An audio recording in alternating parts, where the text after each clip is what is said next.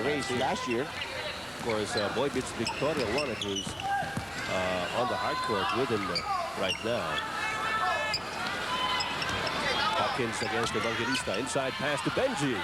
Paras comes up with a brick. Dolly Locsin. Ito sinasabi ko sa inyo eh. Mukhang mabigat lang yan, pero maliksi. Kaya kung babantayan mo siya at saka papabayaan mo lang siya tumakbo ng tamakbo, you're gonna see a lot of 2 points underneath the basket. Kaya niya. And he has meron siyang sure ball eh. Player. Pass by Kumara to Asaitoro. Here comes Boy beats Victoria. 2 on 3. And Cariaso loses it to Alan Kaidik.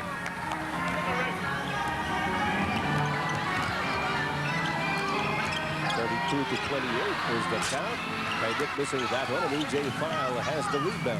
It would be really nice to see EJ match up with Balingit, because both of them are real big players that control the defensive boards well. All right, now Jerry Cordillera and Ato Agustin are going to see action for the first time for the veterans. Medyo apat na lang ang lamang ng veteranos on this comeback trail are the RSJ team. Cariaso. No way off the mark. Yes. And Jerry Cordillera gets to it. At ito po si Ato Agustin, binigay kay Dildo Pumaran. 9 minutes and 7 seconds remaining in the second quarter. Hawkins hits it. One of those sure ball shots there. Oh, sige, not paying attention to the defense. Well, Evangelista missed it. Cariaso on the other hand recovers. Brian Sun for Dildo Pumaran, Alan Patrimonio for Nelson Asaitoro. 53 seconds remaining in the second quarter. Binalik ni Coach Norman Black yung dalawang starting players niya, si Ronnie Magsanok at si Alvin Patrimonio. Well, Locsin, I think, is taken out, well, to give Jackson a chance to play, but Locsin really has played well. Yes. Jerry Cordillera.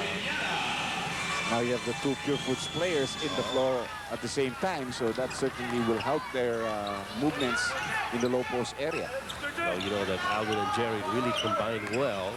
They're not only teammates, they're friends. Yeah. EJ File misses it. Ronnie Magsanok into the front court. Sets up Ato Agustin for the jumper. Not there. And EJ File has a rebound. Out to Boy beats Victoria. Boy beats off to Ray Evangelista. Chris Jackson is set up for the three. Way off the mark. Yes. Cariaso, however, with the offensive rebound. And the putback to cut the lead down to 6 again at 36-30. Yun ang big mismatch that Cariaso has when he's playing the big guard position, because Ato Agustin is about 2 inches shorter than he is, and definitely Cariaso has better leaping ability and is a stronger player. Samantala natin si Ato Agustin. Walang mapasahan sa loob. Binigay kay Ronnie Magsanok. 3-point shot. Won't go. Cariaso has the rebound. Look how fast he can sky. Cariaso takes it inside. His pass is taken away by Ball Hawkins. Ronnie Magsanok half a step ahead. Yes, on the pass break. Ronnie Magsanok. Naka-shell ngayong araw yan. Mukhang nalilinya. Lumilipad siya.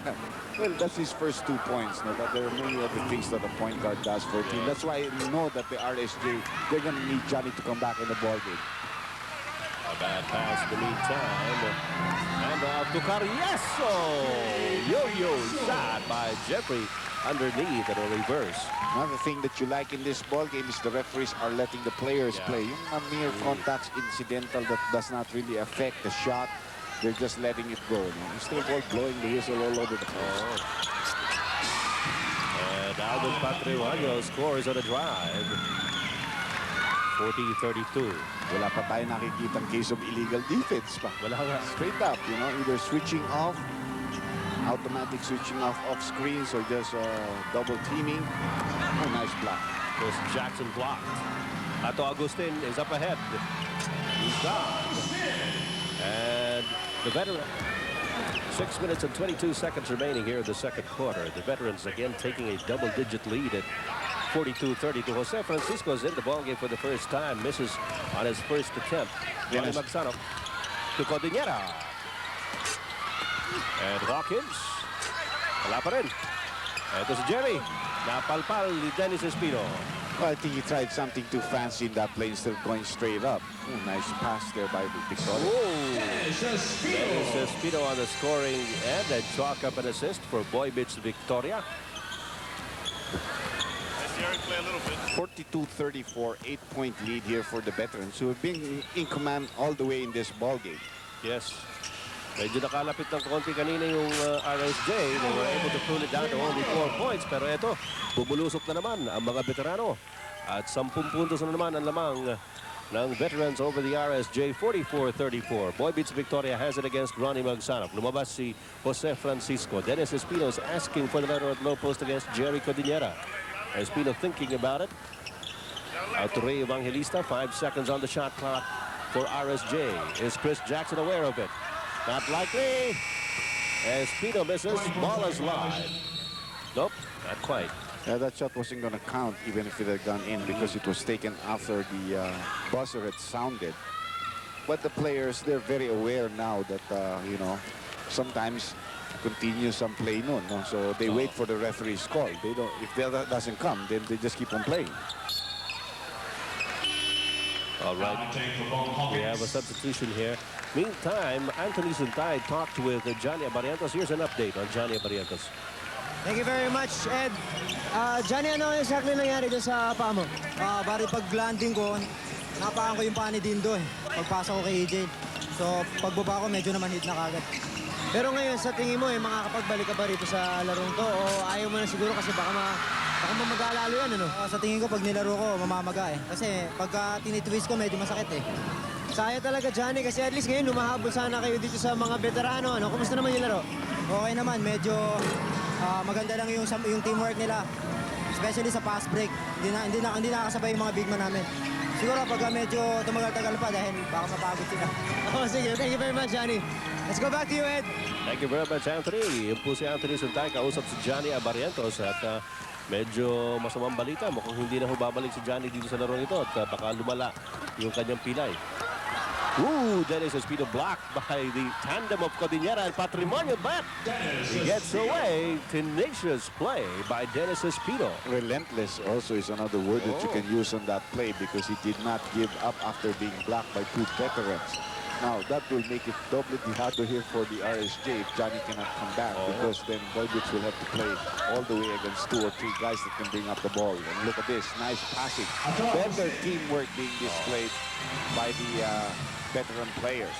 As recognized also by Johnny Abarientos, kagaya nga nung nasabi ni Dr. J, mga kaibigan, yan po ang lamang ng mga veterano dahil mas alam na nila yung mga galaw ng isa't isa. But that time, Boy Beach Victoria, wala sumunod. May kasalanan ni Alvin Tenyon because you're supposed to help from the weak side. That's why he apologized to Coach Black. And Ronnie Magsanov almost running into yung mga dancers dun sa sideline. Yeah, alam naman ng asawa niya. Hindi naman. Kaya naman pumreno si Ronnie. Kung nasa TV lang nanonood ang asawa, delikado yun. Tapos sinabi natin, halikan yung babae naman. 48-38, 10-point lead by the veterans. 2 minutes and 48 seconds remaining here in the second quarter.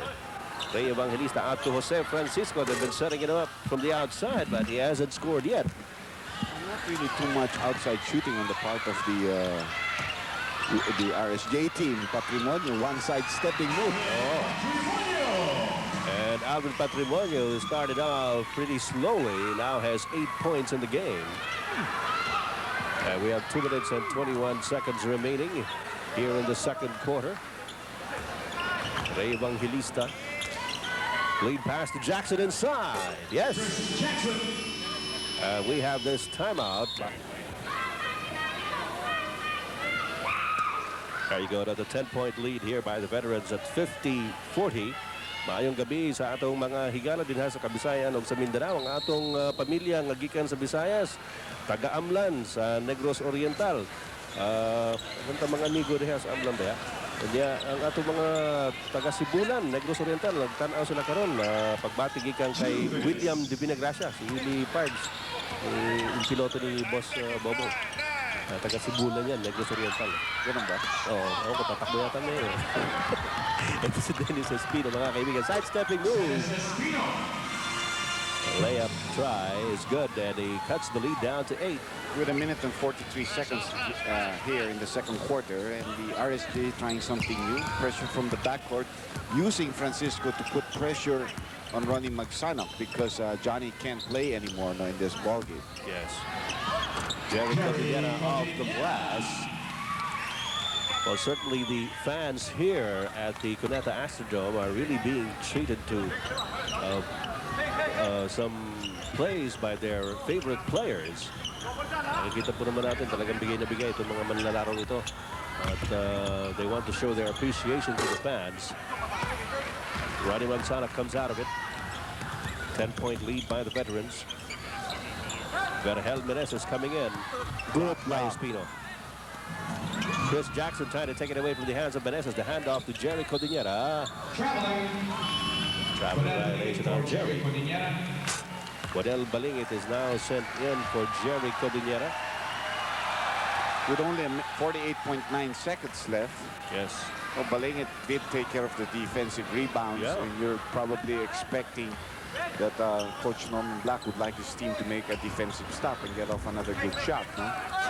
There's one good defensive rebound right there. One outlet pass. And Meneses flies high. Alvin Teng with the follow-up. And the lead is 12. Durandes trying to answer it back. Malakas rin ang loob niya because first of all going through Balingit, pero alam niya kakampi niya, hindi siya sasaktan. Hindi naman siguro. 54-44. 10-point lead once again for the veterans, and last shot time for the red shirts. And who do you go to? Patrimonio decides to pass it off to Vergel Meneses. 3 seconds to go. Blocked by Espino. There's Patrimonio. 22. He had more assists, 15-6, which is the most important thing here, which shows that they are playing as a team in the first half of play. Let's see what the RSJ can do here in the second half of play.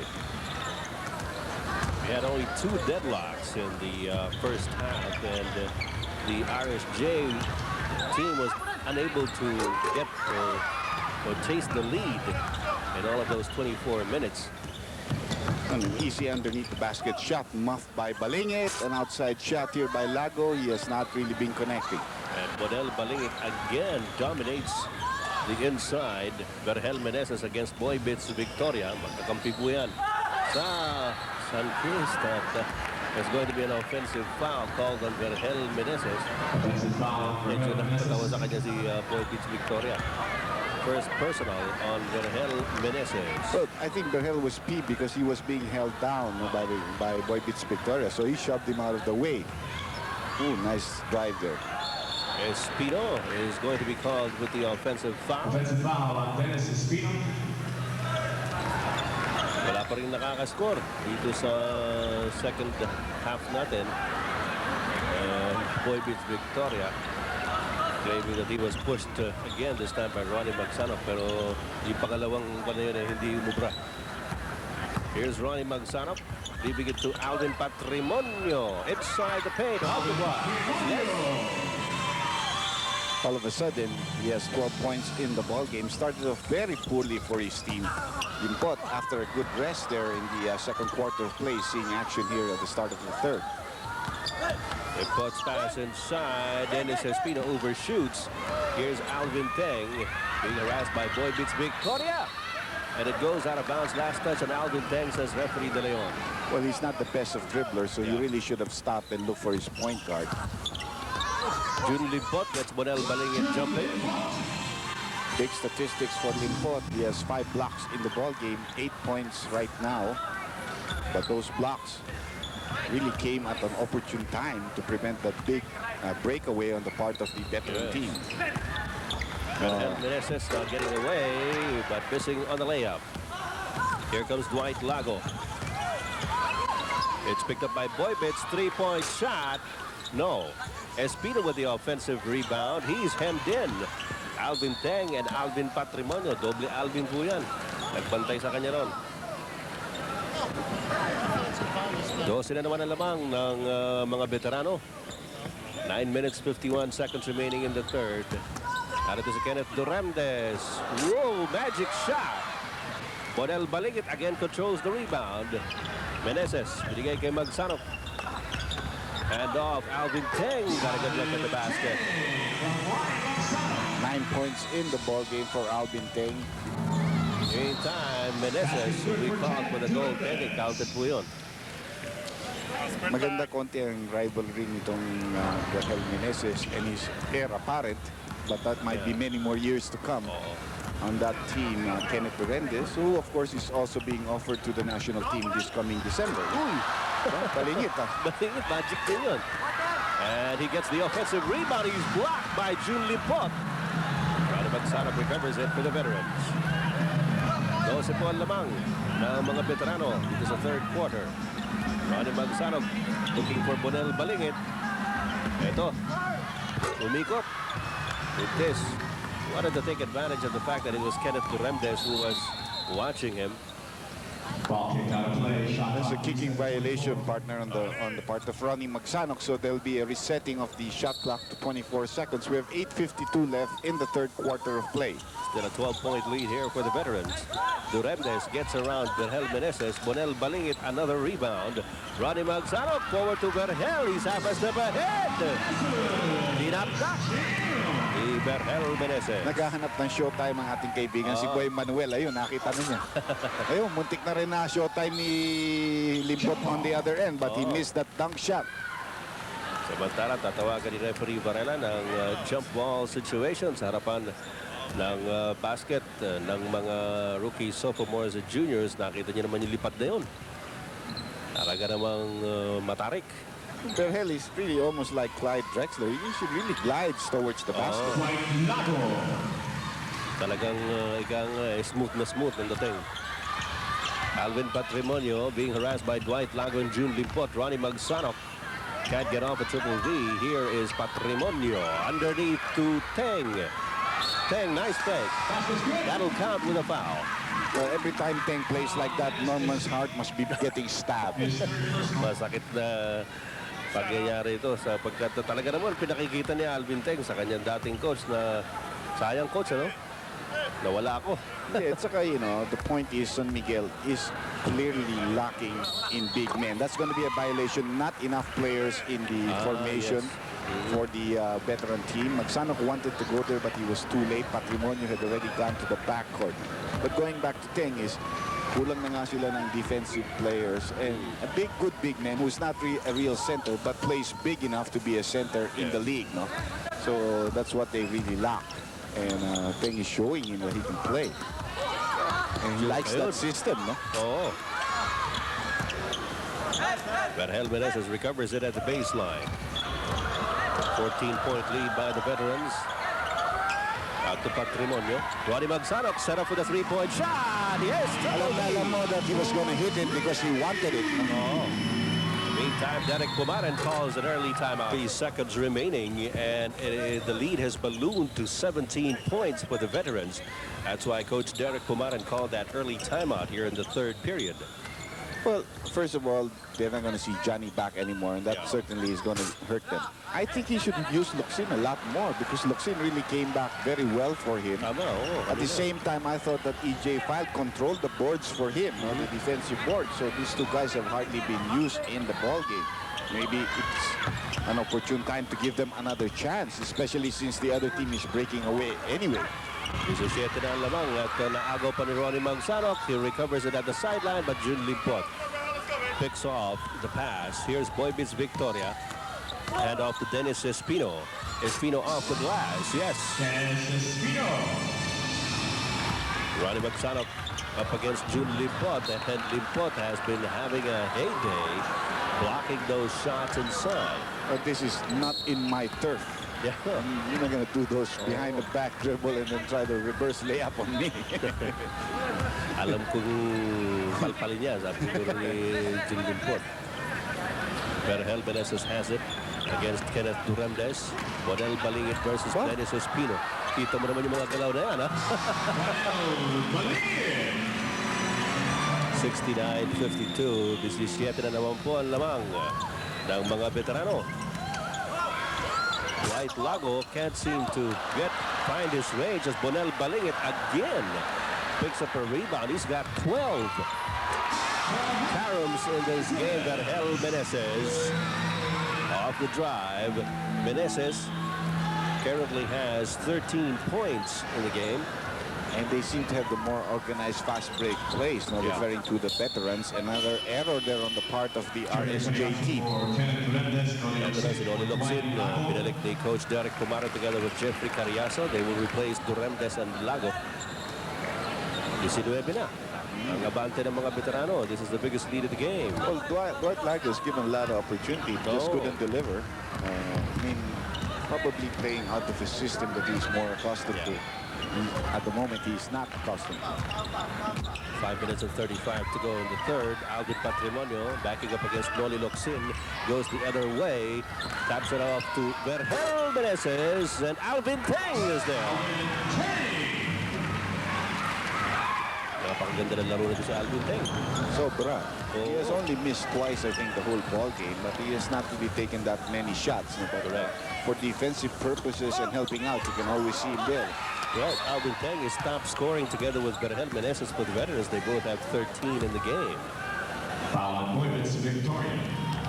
Moivitz Victoria with a second personal foul. 21 puntos po ang lamang ng mga veterano laban sa rookies, sophomores, and juniors. Ito po ang ating all-star game para sa 1995. Third quarter pa lang po tayo. Oh, give and go.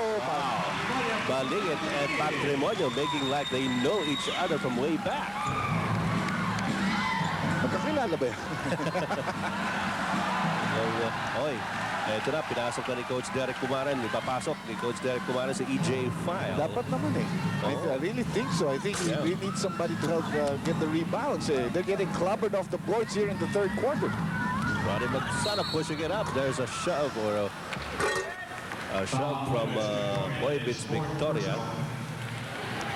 Pangapat na yan ni Moivitz. Medyo... Oh, okay, they corrected it. Third personal foul. 2 free throws for Look at Coach Derek Pumaran. Medyo tinitignan ni Coach Derek yung kanyang lineup. Wala na. Oh, sino ba natitira? Wala na. Roddy Magsana breaks the first. Nelson Asaitono for Alvin Patrimonio. Asaitono comes in for Patrimonio. Si Dennis Espino naman ang papalitan ni EJ File. At ito, medyo kinikilig din yung mga fans dito dahil magkakasagupa. Yung dalawang malalaking mama, Bonel Balingit at EJ File. At medyo ngumiti pa si Bonel Balingit. Kung makita niya pumasok si EJ File. Nagkakadyawan pa sila ni Jun Limpot. Those guys are close friends, Jun and Bonel. So siguro sabi ni Jun, sige kayong dalawa maglalaban dyan. Matagal na kayo nagsasalita tungkol. Sa isa't isa. Bahala kayo. Ito mga... Isolate mo nga, ilagay mo yung bola. Tulakan pa. Medyo nagkakasiguhan na. Nagkakasiguhan na. Inside pass. Noli Locsin scores. And that's what I mean when Locsin gets into the ball game. He's going to help you because he's going to go and score. Yes. Talaga namang alam niya kung ano dapat niyang gawin dyan eh. Alvin Teng fades away, misses, fight for the rebound between Balingit and File. And June Limpot is all by his lonesome. Slam by June Limpot. Importante is to control the rebounds. So the red shirts controlled the rebounds in the third quarter. Got away with a lot of good points. Oops, that's going to be a foul on number 22, Carriazo. Jeffrey Carriazo picks up his first personal foul. 21 pa rin ang abante ng mga veterano laban sa rookies, sophomores, and juniors here in the third quarter. We have 3 minutes and 42 seconds remaining. There you can see on the screen, File and Balingit besides each other. Moivitz Victoria. As we see now, Dito Pumaran coming in to replace Ronnie Magsano. Benji Paras, hindi pa rin bumabalik dito sa second half of play. Medyo maganda rin ang laro niya. Doon sa first half, si Benji Paras talaga rin bubulusok para sa mga veterano. Bentahin ang mga big players ng veterano. No? There's so many and there's so many of them that are good. Yes. Meanwhile, Jeffrey Carriazo is fouled by Vergel Meneses.